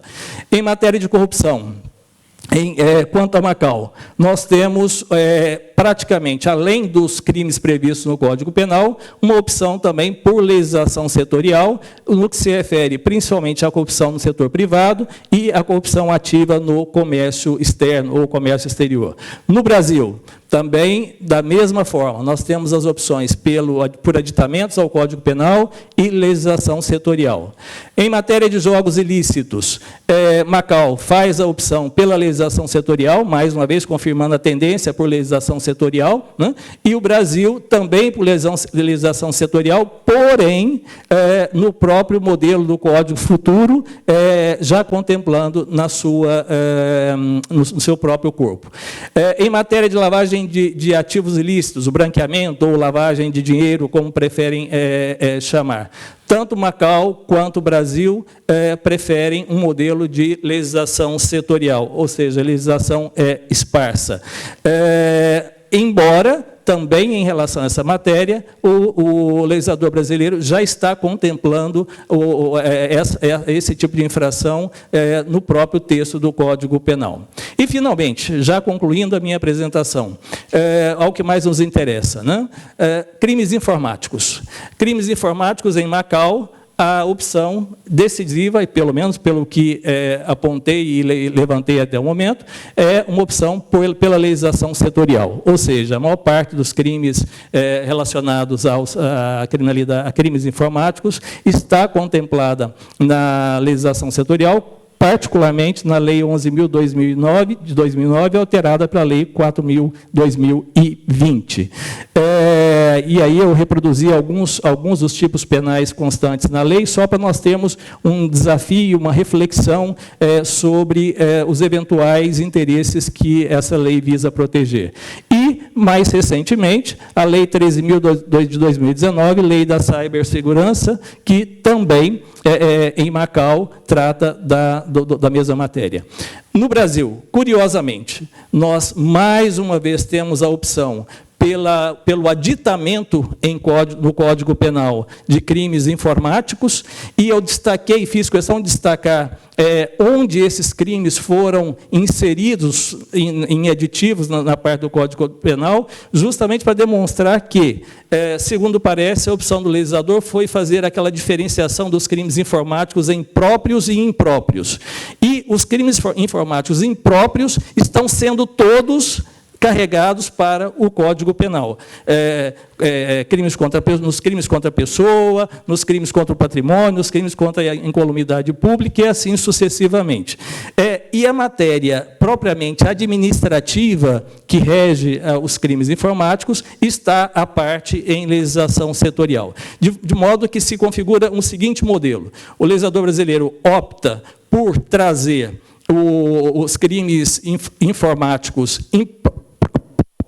impróprios para o Código Penal, a legislação relacionada a eles, em termos administrativos, em legislação setorial, E os crimes informáticos próprios, né, eles encontram alguma legislação, alguma referência também no âmbito setorial, mas não efetivamente de forma definitiva num texto orgânico sobre os crimes informáticos. Também tinha relacionado os crimes contra a ordem democrática, mas vou saltar essa hipótese e já vou para o meu encerramento. Ou seja, encerro provocando-lhes a seguinte reflexão. Primeiro, o modelo de legislação setorial pode nos conduzir a uma debilitação da opção político-criminal fundamental. Por quê? Porque, pela facilidade da técnica legislativa, estimula as violações ao princípio da necessidade de intervenção. 2. O modelo de legislação setorial provoca debilitações no princípio da legalidade, seja no que se refere ao aspecto da retroatividade, a lei penal no tempo, seja no que se refere à determinação. Da retroatividade, por quê? Assistimos isso no Brasil. Houve um caso muito destacado nesse âmbito, e ele gerou uma reforma legislativa, e o julgamento deste caso foi feito com o rigor já da nova norma, embora com fundamento na norma anterior, mas com rigor. Então, me parece isso um grande perigo. Compromete a delimitação do princípio da culpa, por quê? Porque compromete o acesso ao comando normativo. A legislação setorial, ela, por ser dispersa, dificulta que, efetivamente, nós possamos ter acesso ao comando normativo, e isso comprometendo a orientação político-criminal. Finalmente, e encerro aqui, reflexões para nós. É o caso de preservação do modelo de centralização de código? A manutenção do princípio de reserva de código? É importante a preservação da orientação político-criminal central? E aí eu faço uma afirmação já concreta. Uma inadequação, ao menos terminológica, da organização estrutural do código por referência aos bens jurídicos e não pelas normas infringidas. Foi-se o tempo do crimes contra a pessoa, crimes contra o patrimônio, crimes... Não.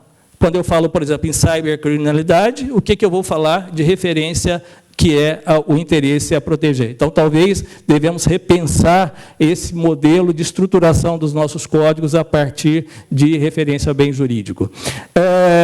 A tendência que se assiste é inserir essa legislação, esses novos interesses, os crimes contra esses novos interesses, seja na forma de qualificadoras ou formas de aumento de pena nos próprios tipos raiz que contemplam lá o interesse a ser protegido.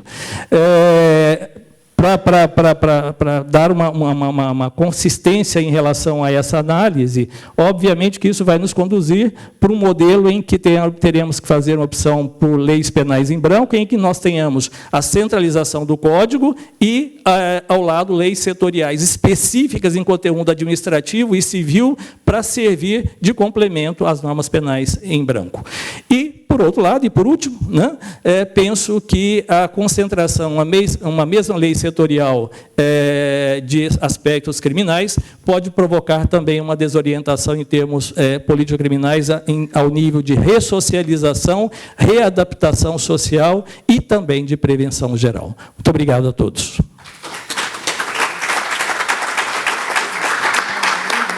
Muito bem.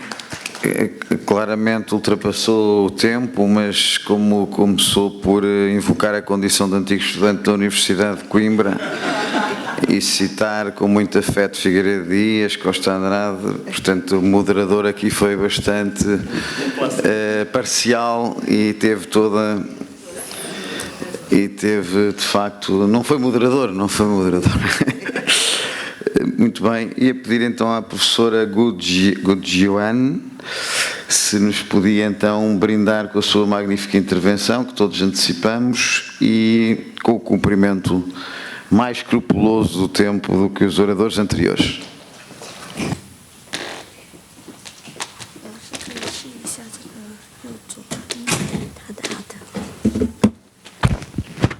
好，各位同仁，大家上午好啊！首先感谢澳门大学法学院法律研究中心的邀请，来参加这个由这个中葡专家共同参与的这样一个澳门刑事法改革的国际研讨会。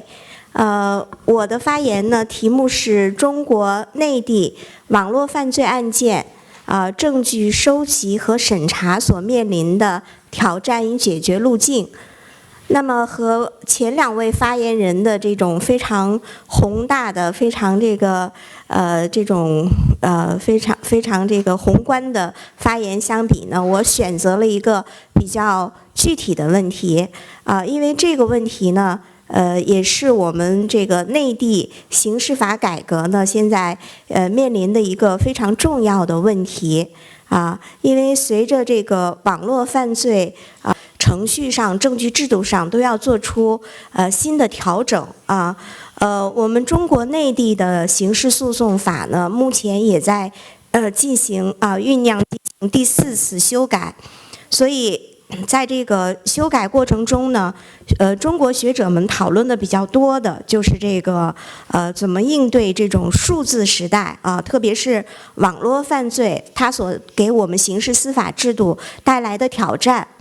我注意到下一个单元的发言人里面，澳门大学的李哲教授呢，他也是跟我这个题目很类似说明无论是澳门地区还是中国内地的刑事法学者都在非常关注这个问题。我的这个发言当中呢，包括这样几个。首先呢，先给大家介绍一下中国内地关于网络犯罪它的程序立法规范因为我的学科背景主要是刑事诉讼法所以我主要从刑事诉讼法的这个角度来讲，我们是怎么样规范这个网络犯罪案件办理的。对于这个网络犯罪的话呢，现在程序性的法律规范主要有这么几个比较重要的一个是2016年的最高人民法院、最高人民检察院还有公安部它所出台的一个关于办理刑事案件收集、提取和审查判断电子数据若干问题的这个规定因为是从2012年我们的刑事诉讼法它才把这个电子数据作为一种法定的证据种类因为这个电子数据在刑事案件当中它的出现的越来越多所以怎么规范这个电子数据它的使用就成了我们程序立法的一个重要任务那么2012年所出台的这个规定电子数据的这个规定呢，它对于实践呢发挥了非常重要的指引作用。那么2021年的时候呢，最高人民检察院它出台了一个检察院办理网络犯罪案件的规定，它是一个综合性的规定里面有程序性的规定，也有关于证据的收集、审查、判断方面的规定，但是它主要是侧重于检察院办案的这个角度那么比较综合一些的呢，是我们2022年两高还有公安部他们关于办理信息网络犯罪案件适用刑事诉讼程序若干问题的意见。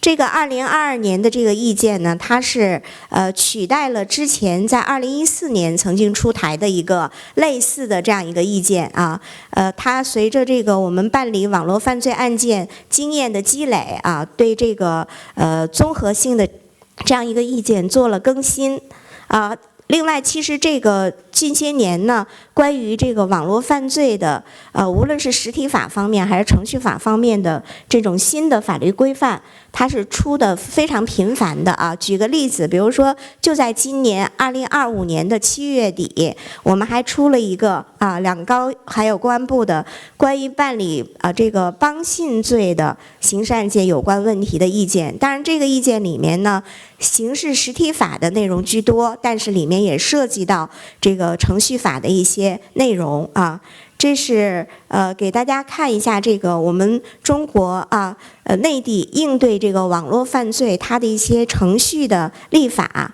那么下面呢，我首先呢先来讲一下这个网络犯罪它的这种证据的收集问题其实在这个网络犯罪的这种证据运用方面，它在收集方面和传统犯罪的这个区别呢，可能也是应该说更大一些。那么在这个网络犯罪取证当中的主要问题呢，很多我这里列出4个最集中或者说内地学者讨论比较多的。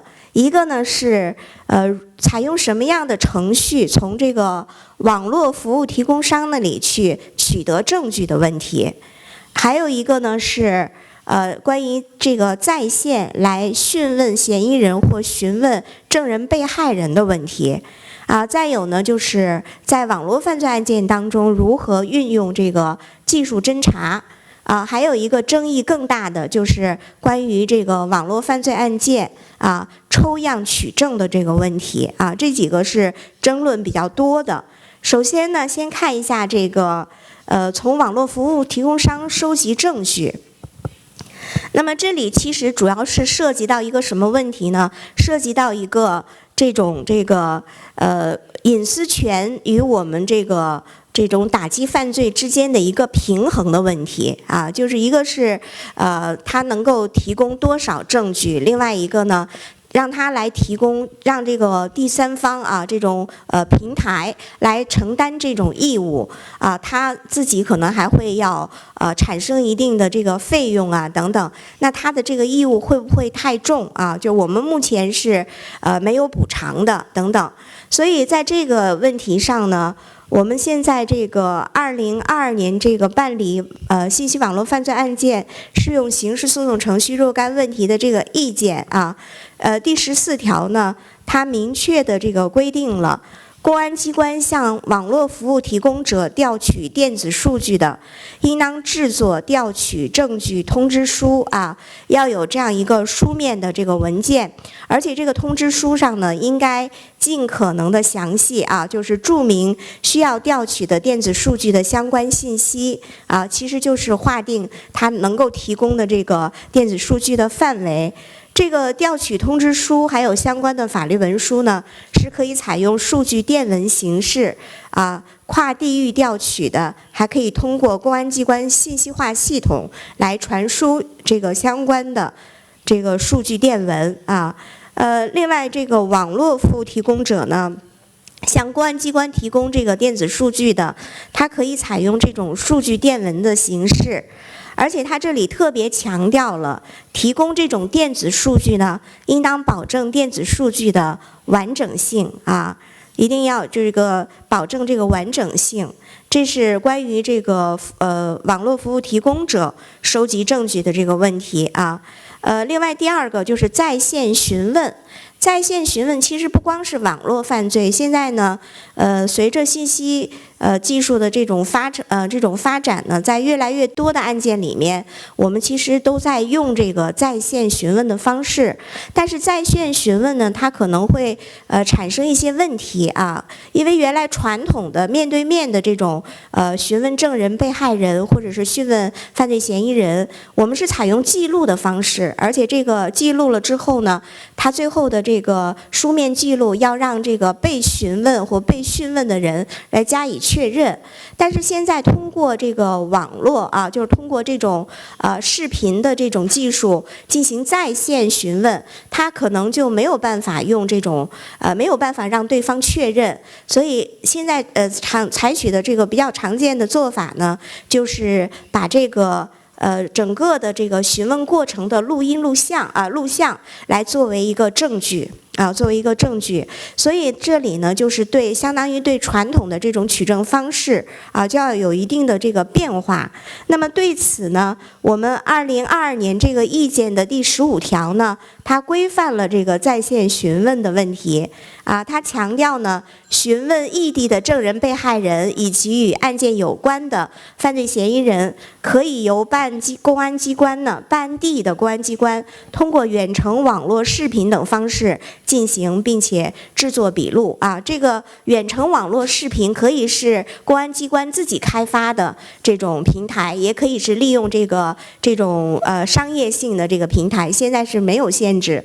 然后远程讯问的呢，应当对讯问过程同步录音录像并随案移送，因为现在这个证据主要就是以采用这个录像的这种形式了。另外呢，就是第3个问题啊，就是技术侦查。技术侦查在传统犯罪当中，它的适用范围是严格限制的，只有非常这个严重的犯罪，而且呢要符合一定的条件，就是采用这个常规的侦查手段啊，无法这个达到侦查目的的，我们才用技术侦查。但是在这个网络犯罪啊当中呢，现在就是对这个技术侦查的这种需求是越来越大，所以现在就出现了一个适用范围上的一个矛盾。所以有一些学者主张呢，就是在这个网络犯罪当中，应当适当降低这个运用这个技术侦查的门槛儿啊，就是可以在更大的范围内采用这个技术侦查。但是这里可能就是会带来一定的这个负面的影响，比如说这个技术侦查有的时候它会涉及到不仅是个人的隐私权侵犯，还有呢就是还涉及到公司犯罪的时候啊，它还会涉及到一些商业秘密啊，所以呢它的这个范围怎么在这些这个不同的利益之间进行平衡啊，也是一个问题。那么目前的这个规定呢，是2022年这个意见的第18条，它规定呢，移送采取这个技术侦查措施收集的视听资料、电子数据的啊，应当由2名以上的侦查人员制作复制件、附这个制作说明，写明它的这个原始证据材料和原始存储介质的存放地点等等。另外呢，就是19条里面呢，它也强调了这个技术侦查收集到的证据材料，它必须经过当庭的出示辨认、质证等法庭的这种调查程序查证属实啊，这是技术侦查。那么最后说到，其实这是我最喜欢的一个话题啊，就是抽样取证。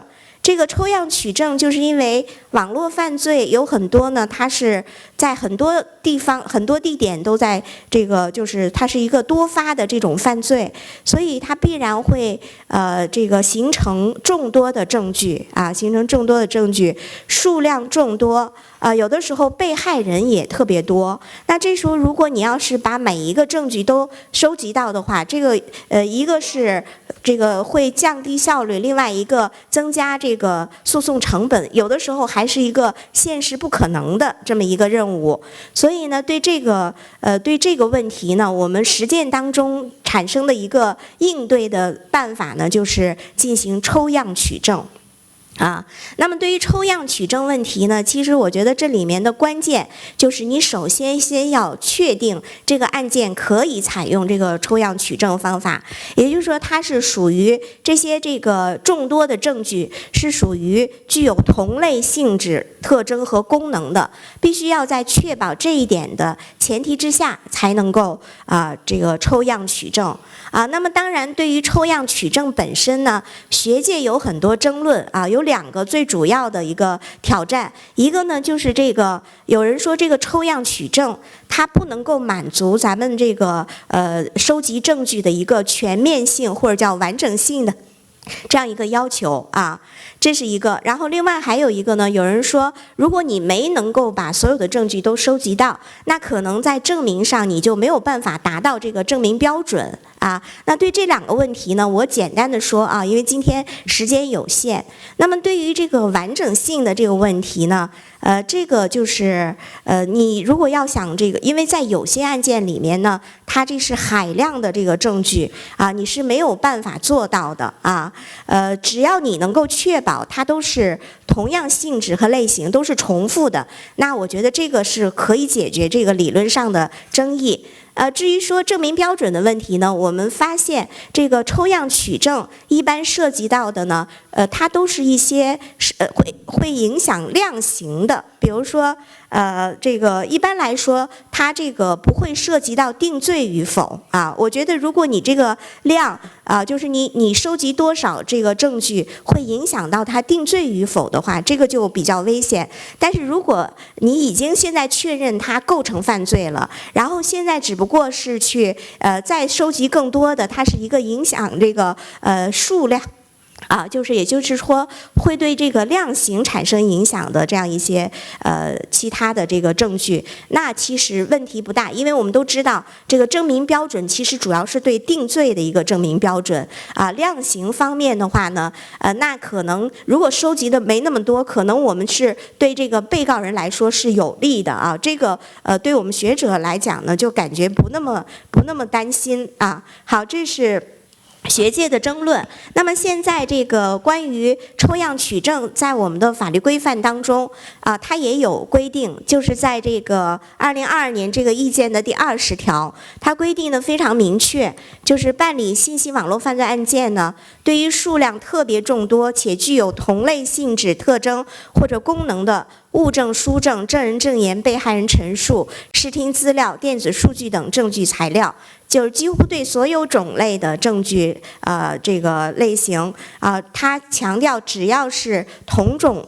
同样的这个性质、特征或功能确定因为这个客观条件限制无法逐一收集的，应当按照一定的比例或数量来选取证据，并对选取情况作出说明和论证。那么这里这个检法在重点在审查这个抽样取证的这种案件的证据的时候呢，应当重点审查它的取证方法过程是否科学。所以这里面在审查的时候，就是这个抽样方法是否科学，这个呢就说明它这个所抽出的这个样本是否具有代表性，这个非常重要就是如果是取证不科学的，也就是它这个抽样的方案方法不科学的，那么就应该做出补充说明，或者甚至是重新取证这是关于抽样取证的问题。那么关于这个网络犯罪当中这个证据的审查判断，其实网络犯罪当中它和传统犯罪不一样的，主要是它的就是电子数据大量的这个采用，所以也就是电子证据的一个证据审查判断。那么这个和传统的案件里面审查判断不一样的呢，一个是它的这个审查内容，还有一个呢就是如何来审查。那么和这个电子证据审查判断有关的相关的一些这个法律规范呢，一个是检察院的这个办案规定再有就是刚才提到的16年这个电子数据规定。此外呢，就是2019年呢，公安机关有一个办理刑事案件电子数据的取证规则里面也涉及到一些它这里面这个就是审查什么电子数据审查的内容我们一般的案件里面的就传统证据电子证据以外其他的证据，它的审查我们大家都知道是审查3性是吧客观性或者说真实性、相关性，还有它的合法性。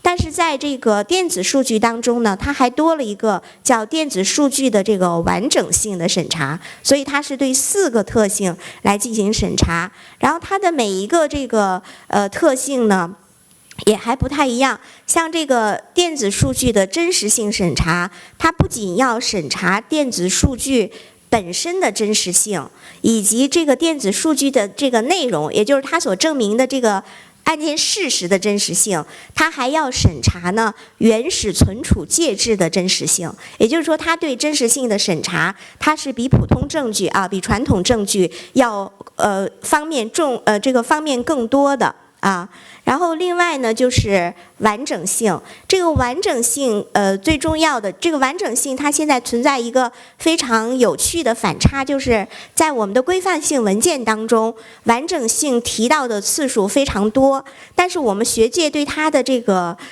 研究呢，就是大家研究的还不够不重视不够。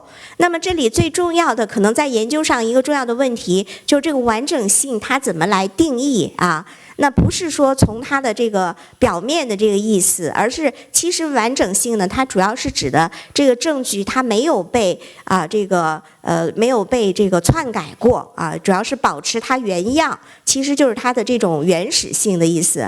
那么我们检察院的这个办理网络犯罪案件规定当中呢，它对这个完整性应该从哪些方面来审查？它规定了原始存储借注的扣押封存状态是否完好，然后还有比对电子数据完整性校验值是否发生变化，还有这个电子数据的原卷与备份是否相同，还有冻结之后的电子数据是否生成新的操作日志。就是这个完整性，电子数据完整性为什么这么重要？因为电子数据和其他传统证据最大的一个区别就是就是它的这种最佳证据规则，其实在这个电子证据是不适用的。也就是说，它没有什么原件和什么复印件之说啊。它其实只要都是内容保持一致的，它其实它的证明价值是一样的啊。这是完整性。然后就是这个合法性啊。合法性的话呢，检察院办的这个规定当中呢，它对合法性的审查也规定了从哪些方面进行审查啊，我在这儿就不赘述了啊。然后最后呢，就是这个关联性，这个关联性电子数据它也有一些特性啊，就是它不仅要审查电子数据和案件事实之间的这个关联性，它还要审查这个电子数据还有它的存储介质与这个案件当事人之间的关联性啊。因为在网络上面，他这个人当事人到底是不是那个产生这个电子数据的那个人，就是人与这个证据之间的这个关联性，它在电子数据当中我们是需要证明的啊，这是关联性。另外呢，把这4性结合起来，大家可以发现一个，就是在电子数据的审查当中呢，这个真实性是核心，就所有其他的其他特性的审查都是为真实性负责的啊，就都是为它服务的。比如说我们审查完整性、审查关联性，甚至审查合法性，其实都是为了确保这个电子数据它的真实性，所以真实性是核心啊。最后我再简单的说一下这个如何审查这个电子数据啊，这个呢。它和传统的这个证据审查不一样的一点呢，就是它重视这个过程或者叫程序的审查，重视过程的和程序的审查。那么比如说我们有规定，就是法院、检察院应当重点审查取证方法过程是否科学，就是在这个抽样取证这一块儿，它对这个过程方法这些都很重视啊，这是它和传统的这个证据审查不一样的地方。另外呢，这个电子数据它的审查同样是需要这个依赖这种印证的方法，也就是说要和案件的其他证据，包括那些传统证据之间呢互相印证啊。因为时间的关系呢，我就说到这儿啊。如果大家有问题的话，欢迎大家提问啊，谢谢。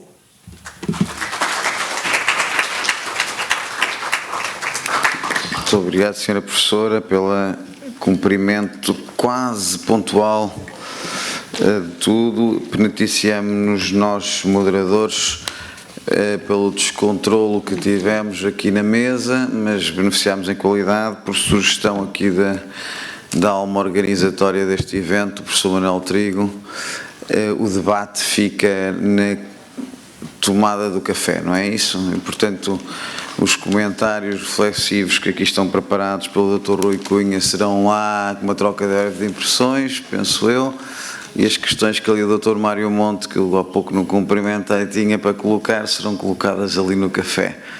Doutor, uma reflexão breve se quiser, porque é quem nos pode acrescentar. O interesse com que os nossos oradores apresentaram os temas que traziam, muitas vezes, e isso acontece quando a pessoa está a falar, nem sempre consegue sincronizar com o relógio, ultrapassou completamente o período reservado ao debate.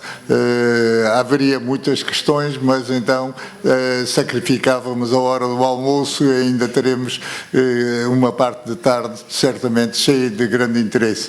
Por isso não há não havendo debate, fica, no entanto, sempre a hipótese de qualquer das pessoas interessadas em algum tema de contactarem diretamente os senhores oradores e obter os esclarecimentos. E eu diria que no intervalo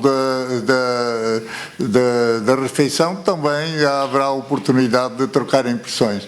É sempre útil essa troca de impressões e as lições que tivemos, quer de Angola, quer de Moçambique, quer do Brasil, quer da China, e das dificuldades com a evolução que a própria sociedade está a ter, creio que foi muito útil e vamos dar um passo em direção, neste momento, em fechar este painel e voltarmos da parte da tarde. Muito obrigado a todos. Não é da parte da tarde, não estão dispensados, é um intervalo só para café e para terem direito ao almoço têm de estar na sessão seguinte. Ainda temos, quer dizer, as minhas desculpas.